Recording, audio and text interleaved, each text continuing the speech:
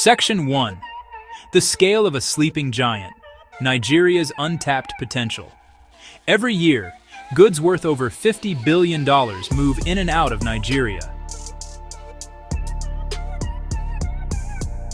This is a staggering figure. Ships laden with cars, ships laden with electronics, ships laden with food, ships laden with medicine. This constant flow of trade is the lifeblood of a nation of over 200 million people. Yet that number only tells one side of the story. It speaks of consumption, of heavy reliance on the outside world. But what if that narrative could be flipped? What if Nigeria's true economic story is what it holds within its borders, waiting to be unlocked?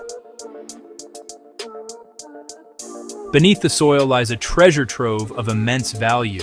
Geologists estimate over 44 different types of minerals across the country. Not small deposits, proven reserves of solid minerals valued at over $700 billion. Wealth dormant, an economic power waiting to be switched on. Wealth separate from oil and gas. A diversified, resilient future in elements like lithium, gold, coal, iron ore. The contrast between import dependency and untapped domestic wealth is a compelling economic story. For too long defined by what it brings in, not what it can create and send out. That created a fragile economy, vulnerable to global price shocks and currency swings. Reliance on crude oil has shaped its destiny for generations, but a new chapter is beginning. The shift from consumer nation to production powerhouse is no longer distant. It is emerging, driven by concrete actions and strategic investments. Imagine the force if that $700 billion in mineral wealth were methodically, sustainably developed. This is not hypothetical. It is tangible and achievable. A future where Nigeria's ports become exit points for high-value Nigerian products. A sleeping giant beginning to stir. A nation pivoting, harnessing strengths, building a stronger, more inclusive foundation for prosperity. This is the Nigeria the world needs to see. Section 2. The 3 pillars of a new economy. The economic transformation we're witnessing in Nigeria is not happening by accident. It is being built upon 3 interconnected pillars. These are the core foundations of a more resilient economy. The first pillar, ports and shipping infrastructure. Think of them as the arteries of the new economy. Without modern, efficient ports, nothing else is possible. Goods cannot be exported. Essential machinery for industry cannot be imported. These gateways to the world will make or break Nigeria's global ambitions. They link local production to international markets, determining speed and cost. The second pillar, Nigeria's vast mineral wealth. Raw materials, the building blocks of industrialization. For decades, oil dominated the story. The future looks different. Solid minerals power construction and manufacturing. They also feed the green energy revolution. Limestone for cement, iron ore for steel, lithium for batteries, gold for investment. Harnessing minerals isn't just digging, it's building domestic value chains. Processing materials in-country creates jobs and captures more value. The third pillar, the rise of industrial giants. These are the engines of the new economy. Companies, local and international, are building factories, refineries, processing plants. These facilities turn raw materials into finished goods. This is where real value is created. Industrial players take minerals from the soil. They use efficient ports to import needed technology. They manufacture for domestic consumption and export. They create large-scale employment. They transfer skills. They build complex supply chains, the hallmark of a modern industrial economy. Ports, minerals, and industry are not independent. They are deeply and symbiotically linked. Efficient ports attract industrial giants. Industrial giants create a guaranteed market for mined minerals. Local minerals make industrial investment more profitable. It's a virtuous cycle. Strengthen one pillar, and it reinforces the others. Understanding this interplay explains Nigeria's profound economic shift. It's a holistic transformation, each part essential to the whole. Section 3, Beyond the Headlines, Why This Transformation Matters. This story of economic restructuring is more than just numbers on a balance sheet, or statistics in an economist's report. It is a story about people. It is about the lives and futures of millions of Nigerians. For the average citizen, this transformation means the potential for stable, well-paying jobs. It means a shift away from informal, precarious work. Mines, factories, ports, a young graduate in Kano, a family in Port Harcourt, a new manufacturing plant, an expanded port, a concrete opportunity for a better life, a steady income, a chance to build a future. This economic shift also holds the key to lifting millions out of poverty. Nigeria is a country of immense human potential, but for too long that potential has been constrained by a lack of opportunity. By creating a diversified economy, the nation can become more resilient to the boom and bust cycles of the global oil market. This stability is crucial. It means the government can have more predictable revenues to invest in essential services like education, healthcare, infrastructure. For a child in a rural village, this could mean a better equipped school. For a pregnant woman, it could mean access to a functioning local clinic, all funded by a more robust and diversified tax base. Furthermore, this transformation is about national pride and self-sufficiency. Building a strong domestic industrial base means Nigeria can start producing more of what it consumes. Nigerian-made cars on the roads of Lagos. Nigerian processed foods on the shelves of supermarkets. Nigerian manufactured electronics in homes across the continent. This reduces reliance on imports, which strengthens the national currency, the naira, and insulates the economy from external shocks. It fosters a sense of capability and a belief that Nigeria can compete on the global stage, not just as a supplier of raw commodities, but as a creator of sophisticated value-added products. This matters to the world, too. A more stable and prosperous Nigeria is a stabilizing force for West Africa and the entire continent. As the most populous nation in Africa, Nigeria's success or failure has ripple effects far beyond its borders. A thriving Nigerian economy creates a massive market for global goods and a powerful engine for regional growth. For international investors, it represents one of the most exciting frontier markets in the world. For global policymakers, a stronger Nigeria means a more reliable partner in tackling regional and global challenges. The stakes are incredibly high, not just for Nigerians, but for all of us. Section 4. A glimpse into the future, Nigeria's role on the world stage. As we look toward the horizon, what does this new Nigeria look like? What is its role in the 21st century global economy? First, we see Nigeria emerging as a continental manufacturing hub. Its strategic location, large youthful population, abundant natural resources. Instead of exporting raw iron ore, it will export finished steel beams. Instead of exporting raw lithium, it will export batteries. It will export components for electric vehicles. This shift from primary producer to a value-added manufacturer is the classic path to industrialization. Nigeria is setting its sights on this road to prosperity. Second, Nigeria is poised to become a critical player in global supply chains. The world is re-evaluating its over-reliance on a few manufacturing centers. The COVID-19 pandemic and geopolitical tensions expose that fragility. Companies are now actively seeking to diversify their sourcing and manufacturing. This trend, friendshoring or nearshoring, presents a golden opportunity for Nigeria. With investments in its ports and industrial capacity, Nigeria can offer a compelling alternative for companies building more resilient, geographically diverse supply networks. Third, we can envision a Nigeria that leads in a new, more sustainable form of resource development. The new model involves a partnership between government, industry, and local communities. It means using modern technology to minimize environmental impact. It means ensuring a fair share of revenue is reinvested locally into schools, hospitals, and infrastructure. It's about building an economy that is profitable, equitable, and sustainable.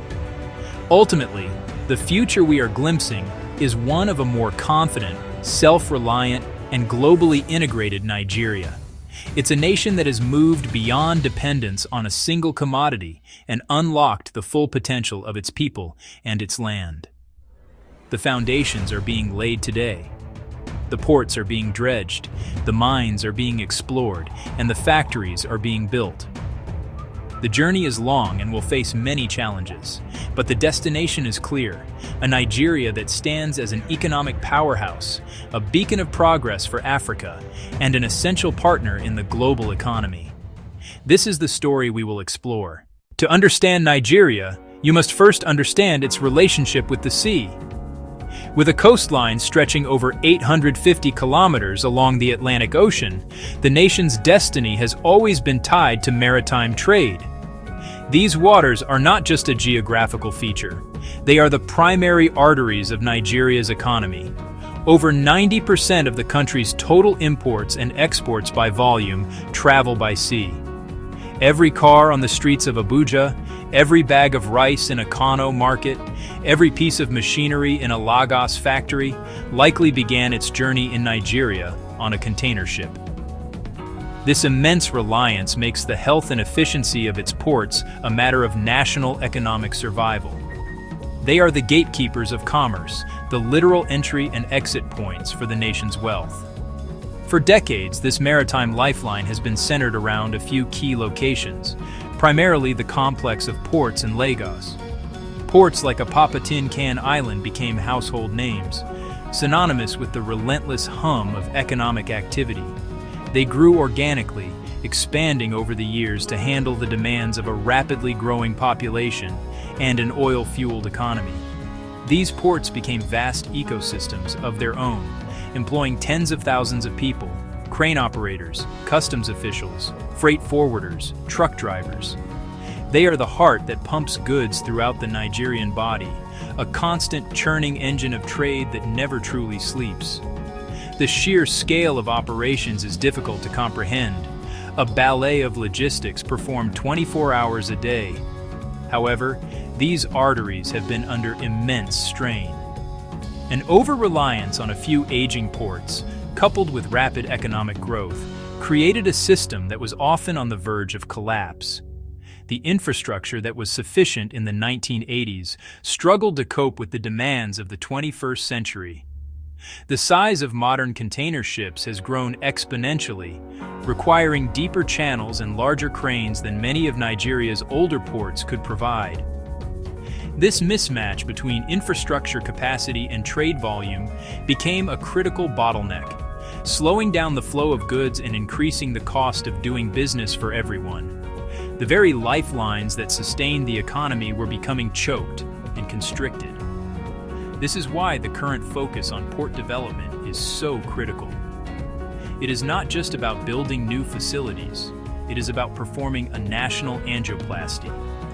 It is about clearing the blockages, expanding the capacity, and modernizing the entire system to ensure a smooth and efficient flow of trade for decades to come. A well-functioning port system is the foundational platform upon which the pillars of mining and industry can be built. Without efficient world-class ports, the dream of exporting finished goods and processed minerals will remain just that, a dream.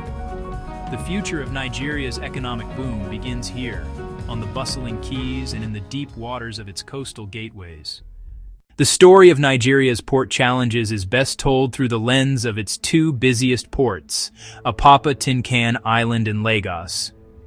For years, these ports were the titans of Nigerian trade, handling the vast majority of all cargo. But they also became symbols of crippling inefficiency. The word Apapa became shorthand for gridlock, a place where business and logistics went to die a slow death. The access roads leading to the ports were legendary for their traffic jams, with thousands of trucks queuing for days, sometimes weeks, just to enter the port gates to pick up or drop off a single container. This created a nightmarish landscape of chaos and frustration that had a devastating economic impact. This congestion was not caused by a single issue, but by a perfect storm of problems. The port infrastructure itself was aging with limited yard space, outdated equipment. But the problems extended far beyond the port walls. The road network was inadequate to handle the sheer volume of trucks. The near-total collapse of the rail links to the ports meant that almost every container had to be moved by road. This placed an impossible burden on the surrounding area, turning entire districts into parking lots. The human element also played a significant role with complex and often manual bureaucratic processes for cargo clearance involving multiple government agencies, creating opportunities for delays and corruption. The economic costs of this gridlock were staggering. A delay of a few weeks for a container meant that businesses had their capital tied up, unable to get their goods to market. Importers had to pay hefty demurrage and storage charges to shipping lines to terminal operators for every extra day their container sat at the port. These costs were passed directly on to the Nigerian consumer, making imported goods significantly more expensive. For exporters, the delays and unpredictability made it nearly impossible to meet international delivery schedules, damaging Nigeria's reputation as a reliable trading partner, making its exports less competitive on the global market. The situation at Apapa and Tin Can Island served as a powerful wake-up call. It became painfully clear that Nigeria's economic ambitions were being held hostage by its own logistical failings. You can have all the resources and entrepreneurial energy, but if you cannot get goods in and out of the country efficiently, you cannot build a modern economy. The frustration and economic pain caused by this congestion created the political will and business impetus for radical change. It was out of the ashes of this logistical crisis that the vision for a new generation of Nigerian ports was born, a vision to finally banish the ghosts of congestion. If Apapa represents the challenges of the past, the Lekki deep-sea port represents the promise of the future. Located on the eastern edge of Lagos, this brand new port is not just an upgrade. It is a complete paradigm shift for Nigerian maritime trade. It is one of the most modern ports in all of Africa, a game changer designed to solve the problems that plagued older facilities. Its most significant feature is its depth. Channel depth, 16.5 meters. First in Nigeria to receive the world's largest container ships, post-Panamax vessels, the workhorses of modern global trade. They carry over 3 times the cargo of earlier vessels. That capacity has a profound economic impact. Economies of scale reduce cost per container. Previously, large vessels docked at other regional ports, Lomé in Togo, Cotonou in Benin. Cargo then transferred to smaller feeder vessels. This transshipment added time and cost to the supply chain. Lekki lets giant ships call directly in Nigeria for the first time, cutting out the middleman and reducing shipping costs, positioning Nigeria as a potential transshipment hub for landlocked neighbors, instead of relying on neighbors' ports. Beyond depth, Lekki was designed for efficiency from the ground up. State-of-the-art tech, massive ship-to-shore cranes, a highly automated terminal operating system, faster vessel turnaround, less time in port, more time at sea, landside logistics, dedicated access roads, plans for rail connectivity to avoid a Apapa-style gridlock. This tech-driven approach breaks from manual, chaotic past processes, promising predictability and speed for importers and exporters. The development is a multi-billion-dollar project built through a public-private partnership, involving Chinese entities, involving French entities, involving Nigerian entities. A powerful statement of intent. It signals Nigeria is serious about closing its infrastructure gap, becoming a major player in global maritime commerce. A concrete example of transformative investment reshaping the economic landscape. Lekki is more than concrete and steel, a symbol of new ambition, a catalyst to enable growth in minerals, a catalyst to enable growth in industry by providing an efficient, cost-effective gateway to the world. Section 4. Dredging deeper, building bigger, the race to upgrade. The revolution in Nigeria's maritime sector is not confined to the new Lekki port. A wave of modernization and expansion is sweeping across the country's entire port ecosystem.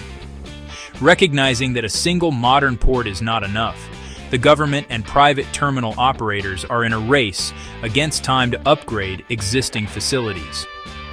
This involves two key activities: dredging and rebuilding. Dredging is the process of removing sediment and debris from the bottom of a harbor or shipping channel. It is a crucial and constant battle against nature to make the channels deeper and wider, allowing them to accommodate larger, more modern ships and ensuring safe navigation. In ports like On in the Niger Delta, which is a critical hub for the oil and gas industry, and in the Calabar and Warri ports, major dredging projects are underway. The goal is to increase their draft, the maximum depth a ship can be submerged in the water, to bring them closer to the standards set by Lekki. Every extra meter of depth can make a port accessible to a whole new class of vessel, fundamentally changing its economic viability. This is not a simple or cheap process. It requires specialized vessels and constant maintenance, but it is an essential investment to ensure that all of Nigeria's coastal regions can participate in and benefit from the new economic boom, not just Lagos. Alongside dredging, there is a massive effort to rebuild and expand the physical infrastructure on the land side. This means strengthening quays to support heavier cranes, expanding container stacking yards to increase storage capacity, and investing in new, more efficient cargo handling equipment. Private terminal operators, who have been managing most of Nigeria's port terminals under concession agreements since the mid-2000s, are at the forefront of this push. Companies like APM Terminals and Bolloré, now part of MSC Group, are investing hundreds of millions of dollars to modernize the terminals they operate, bringing in global best practices and state-of-the-art technology to improve efficiency and reduce vessel waiting times. This widespread upgrade is creating a healthy sense of competition between the different ports and terminals. No longer is Lagos the only viable option. As other ports like On and Port Harcourt become more efficient and capable, they offer importers and exporters genuine alternatives. This competition helps to drive down costs and improve service levels across the board. It also allows for greater specialization, with some ports focusing on agricultural exports, others on oil and gas services, and others on containerized goods. This national effort to dredge deeper and build bigger is creating a more resilient and diversified port system, a critical foundation for a country with Nigeria's vast size and economic ambitions. Section 5, the digital tide, technology transforming port operations. The most significant, yet least visible transformation in Nigerian ports is the digital revolution. For decades, port processes were notoriously paper-based and manual. Clearing a single container could require dozens of physical documents, stamps, signatures. That created endless opportunities for delays, errors, and corruption. Now that old way is being replaced by a digital tide bringing transparency and efficiency.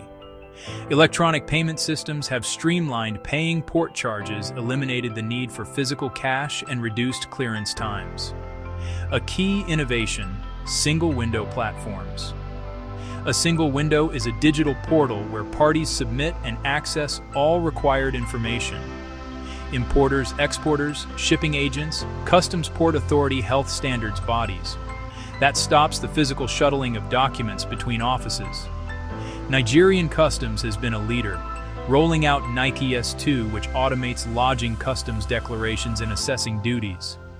Digitization makes the process faster, more transparent, and less prone to human interference. At the terminal level, tech is transforming physical operations. Terminal Operating Systems are the digital brains of container yards. They use algorithms to optimize every move, deciding where to stack an incoming container and planning the sequence for loading a ship. This automation extends to the gates. Electronic call-up systems, ETO in Lagos, manage truck flow into the port. Trucks are scheduled digitally, assign specific time slots to arrive, cutting chaotic queues and traffic jams. The transition isn't complete and faces challenges like internet connectivity and user training, but the direction of travel is clear. This digital tide is changing the nature of port work and user experience. It replaces ambiguity with data, manual effort with automation, and long queues with scheduled appointments. A smarter, connected port ecosystem reduces opportunities for illicit activities, lowers the cost of compliance for businesses, and provides the predictability essential for Nigeria to integrate into global supply chains.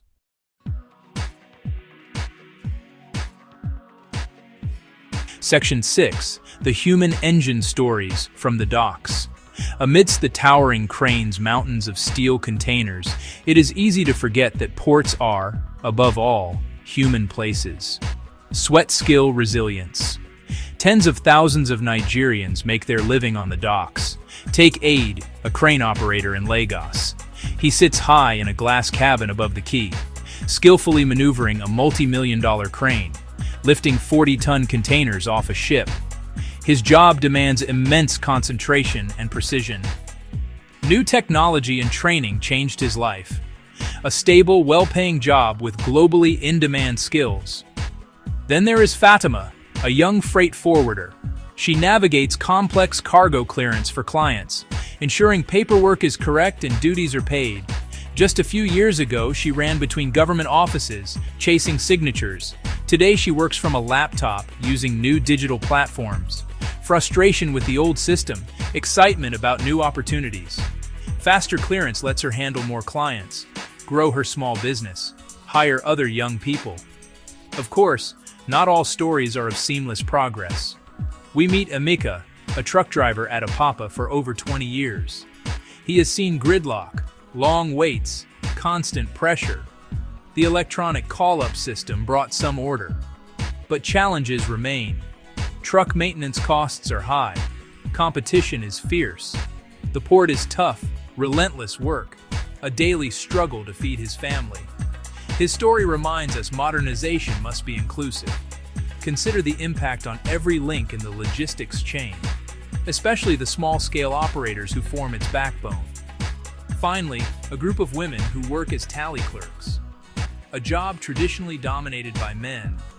They physically check and record container numbers as they are loaded or unloaded, ensuring the manifest matches the actual cargo. They speak with pride about breaking barriers and proving their capability. Their presence signals a changing Nigeria, opening opportunities for all. The crane operator, the freight forwarder, the truck driver, the tally clerk. These human stories put faces to logistics and trade. They are the human engine of the ports, their fortunes inextricably linked to this national transformation. Nigeria's port revolution would not be possible without the commitment of the global shipping industry. The world's largest shipping lines are behemoth companies operating fleets across the oceans, and they're making the big bets on Nigeria's future. Companies like Maersk from Denmark, MSC from Switzerland, CMA CGM from France are the kings of the high seas. They decide which ports to call, at what routes to operate, and where to invest in terminal infrastructure. Their decisions can make or break a port's fortunes, and right now their actions show growing confidence in the Nigerian market. The arrival of the first post-Panamax vessel at Lekki port in 2023, operated by CMA CGM, was a landmark event. It was a tangible vote of confidence. A shipping line will not send its largest, most expensive assets to a port unless confident in operational efficiency, security, and market potential. Companies are reconfiguring global shipping routes to include direct calls to Nigeria. This is a significant shift. It means importers can get their goods faster and more cheaply, and exporters have more direct, reliable access to markets in Asia, Europe, and the Americas. Integration into main global trade lanes is a critical step for the economy. This confidence shows up as direct investment. Top shipping lines are not just customers, they're co-owners and operators. Through terminal arms like APM Terminals and TIL, they've invested billions upgrading and managing container terminals in Lagos and other locations. This is a long-term commitment. They bring capital global standards, advanced technology, and operational expertise. The partnership model, shipping lines with vested interest in port efficiency, creates aligned incentives that drive continuous improvement. However, the relationship has complexities. These global giants wield enormous market power. They negotiate fiercely on port charges and on service levels. The Nigerian government and port authorities must perform a careful balancing act. They need to create an attractive investment climate to keep lines engaged, while ensuring the port system serves Nigeria's national interest. That includes regulating terminal handling charges to keep them competitive and ensuring Nigerian workers and businesses benefit. The dance between the Nigerian state and these kings of the high seas will shape cost and efficiency of trade for years to come. A world-class port is useless if you cannot get goods to and from it efficiently. This is the last-mile problem. For Nigeria, it's long been the Achilles heel of logistics. The most modern crane cannot fix a truck stuck in traffic 10 kilometers outside the port gate. Recognizing this, Nigeria is investing massively in transport corridors. These corridors connect the ports to the hinterland, the country's economic heartland. The strategy is two-pronged: rebuilding roads and reviving railways. Around Lagos, the road network is undergoing a major overhaul. Projects like the Apapa-Oshodi-Oworonshoki Expressway reconstruction are vital. This is a complete redesign to increase capacity and improve traffic flow. Similar upgrades are happening on corridors linking the southern ports to northern commercial centers. Kano, Kaduna. The goal: smooth, reliable arteries for trucks, from the ship's side to the factory gate to the warehouse door, reducing transit from days to hours. That lowers costs and makes Nigerian businesses more competitive. Even more transformative is reviving the railways. Decades of neglected narrow-gauge lines pushed cargo onto overloaded roads. Now a new standard-gauge railway network is being built to connect ports to the interior. The recently completed 157-kilometer Lagos-Ibadan Railway is a prime example.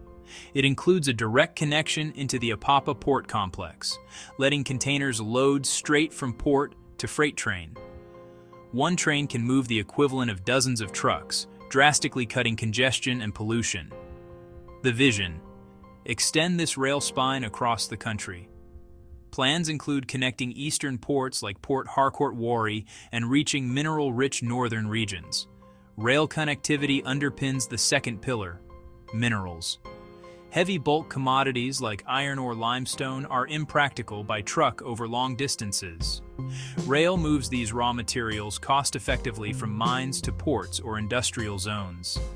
Solving the last-mile problem with modern road and rail unlocks Nigeria's port investments. The story of port efficiency is not an abstract economic discussion. It has a direct and tangible impact on the daily life of every Nigerian. When a ship has to wait for days at sea before it can get a berth to dock, the shipping line charges a fee. When a container sits in the terminal for weeks waiting for clearance, the terminal operator and shipping line charge rent, known as demurrage and detention. When a truck driver spends 3 days in a queue, he has to charge more for his trip to cover his time and costs.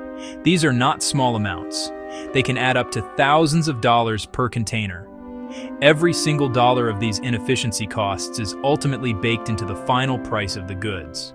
This means that the price of everything is higher than it needs to be. The imported smartphone in your hand, the flour used to bake your bread. A study conducted before the recent reforms found logistical costs in Nigeria were among the highest in the world. multiples of what it costs in more efficient ports in Europe or Asia. This port tax, as some call it, acts as a hidden burden on the entire economy, fueling inflation, reducing the purchasing power of ordinary citizens. It makes life more expensive for everyone, and puts a drag on economic growth by making businesses less profitable. Consider the impact on a small business owner. Imagine a woman who runs a small fashion boutique and imports fabric from Asia. The delays and unpredictable costs at the port make it incredibly difficult for her to manage her cash flow and set prices for her customers. A shipment that arrives 2 weeks late can mean missing a key sales season. The extra port charges can wipe out her entire profit margin on a consignment. This uncertainty stifles entrepreneurship and makes it harder for small and medium-sized enterprises, the engine of job creation, to grow and thrive. Port inefficiency is a direct barrier to their success. This is why the drive for efficiency is so much more than just a logistical exercise. Every hour saved in vessel turnaround time, every day saved in cargo clearance, and every bottleneck removed on the port access roads translates into real savings that can be passed on to the consumer. Lowering the cost of imports makes essential goods more affordable. For exporters, greater efficiency makes their products more competitive in the global marketplace, allowing them to earn more foreign exchange for the country. The fight for port efficiency is, therefore, a fight against inflation, a fight for small businesses, and a fight to improve the standard of living for over 200 million people. Section 10. Securing the waters, the fight against piracy and smuggling. An efficient port is only as good as the waters that lead to it. For many years, Nigeria's maritime potential was severely undermined by the threat of piracy and armed robbery at sea. The Gulf of Guinea, the vast Atlantic off West Africa, gained a reputation as the world's piracy hotspot. Attacks on container ships, attacks on oil tankers, attacks on fishing vessels. These were not opportunistic petty thefts. They were often violent, well-organized operations involving kidnapping for ransom. The threat created a climate of fear and dramatically increased the cost of shipping to Nigeria. Shipping companies had to pay massive insurance premiums, war risk insurance. They had to hire private security escorts and implement costly security measures on their vessels. Some shipping lines simply refused to call at Nigerian ports. All those costs were passed down the line, paid by Nigerian businesses and consumers. The insecurity at sea deterred investment and trade and tarnished Nigeria's international image. It was a critical problem that had to be solved. In response, Nigeria launched a comprehensive effort to reclaim control of its maritime domain. A key component was the Deep Blue Project, a massive investment in security architecture.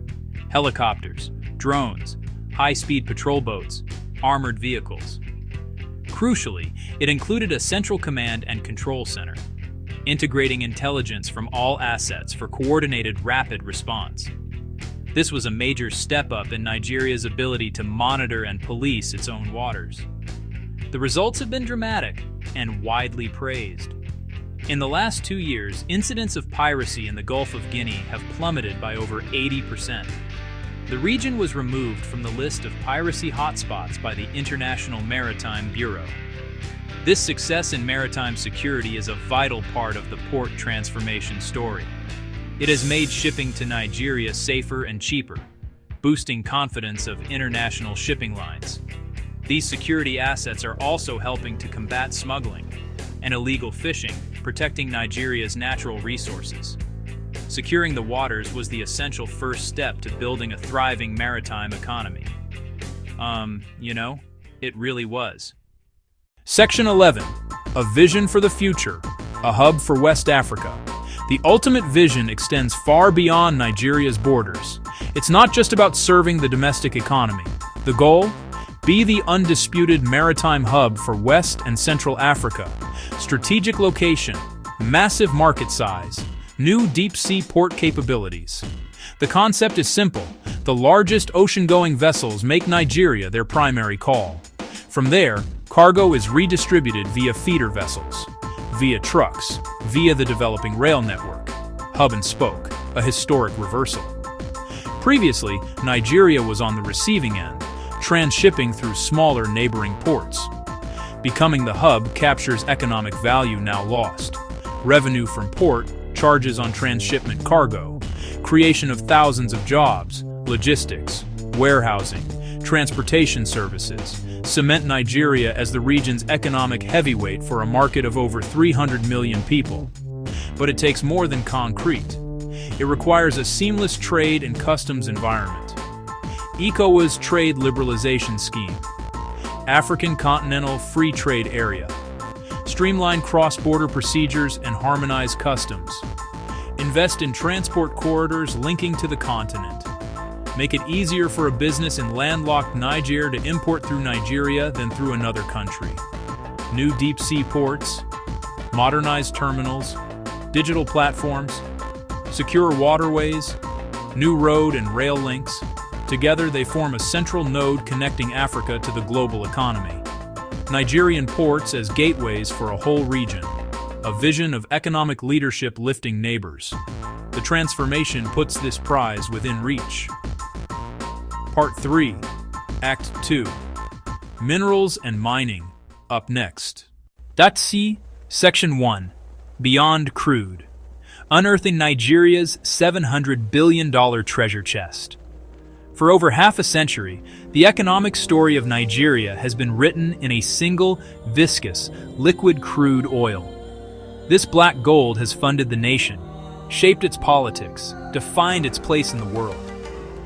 But this over-reliance has also been a curse, creating a volatile, non-diversified economy susceptible to the whims of the global energy market. Now, a new chapter is being unearthed, one that promises a more stable and prosperous future. Beneath the fertile soils of Nigeria lies a different kind of wealth, a vast and varied treasure trove of solid minerals. Geologists and economists estimate the value of these untapped resources to be a staggering $700 billion, a figure that can fundamentally reshape the nation's destiny. This is not a story of newfound discoveries. Nigeria has always known about its mineral wealth. Colonial-era surveys mapped out significant deposits of coal-tin columbite, which were once mined and exported. However, with the discovery of oil in the late 1950s and the subsequent oil boom of the 1970s, the focus shifted entirely. The solid minerals sector was neglected, left to wither as petrodollars flowed in. The mines closed, the infrastructure decayed, the geological data gathered dust. For decades, this immense potential lay dormant, a sleeping giant beneath the feet of a nation fixated on the riches being pumped from its delta. The current moment represents a great reawakening to this forgotten inheritance. The push to develop the solid minerals sector is born out of necessity. A series of oil price shocks, a growing global consensus on moving away from fossil fuels, has made economic diversification a matter of urgent national priority. The government has realized that it can no longer stake the country's entire future on a single commodity. The $700 billion figure is more than just a headline. It represents a tangible pathway to a new economy. It offers a chance to build a more resilient revenue base, create jobs in new parts of the country, spur industrialization by providing local raw materials for manufacturing. It is a strategic pivot from extraction to value creation. Unlocking this treasure chest is a monumental task. It requires much more than just digging holes in the ground. It demands a stable regulatory environment, massive investment in exploration and infrastructure, the integration of new technologies, and a commitment to sustainable and ethical practices. It is a long-term project that involves attracting global mining companies, formalizing the work of thousands of artisanal miners, ensuring that local communities see tangible benefits. This journey into the earth is a journey into Nigeria's economic future, a deliberate effort to build a foundation that is broader, stronger, and more durable than one built on oil alone. It's, a big undertaking. Section 2, the solid mineral map, from lithium to limestone. Nigeria's mineral wealth is spread across almost all 36 states. This geographical diversity is one of the sector's greatest strengths. It can spread development beyond Lagos, the oil-producing Niger Delta. A geological map of Nigeria reveals a rich and varied tapestry of resources. Nasarawa, Kogi, Federal Capital Territory, rich in barite. Barite is essential for oil drilling. Also gemstones like tourmaline and aquamarine. Kogi State is particularly significant. Vast reserves of iron ore, the primary ingredient for steel. Moving further north, Kaduna, Zamfara, Kebbi, known for significant gold deposits. These have attracted artisanal miners and larger exploration companies. The far north is becoming a frontier for minerals critical to the global energy transition. Kogi, Nasarawa, Kwara have lithium-bearing minerals. This is sparking intense international interest for EV batteries. Meanwhile, the eastern states, particularly Enugu, Benue, sit on enormous coal reserves. Coal once powered railways. It could fuel cement plants and power stations. In the southern parts of the country, the mineral profile shifts again. Ogun, Cross River, possess huge deposits of limestone, the raw material for cement.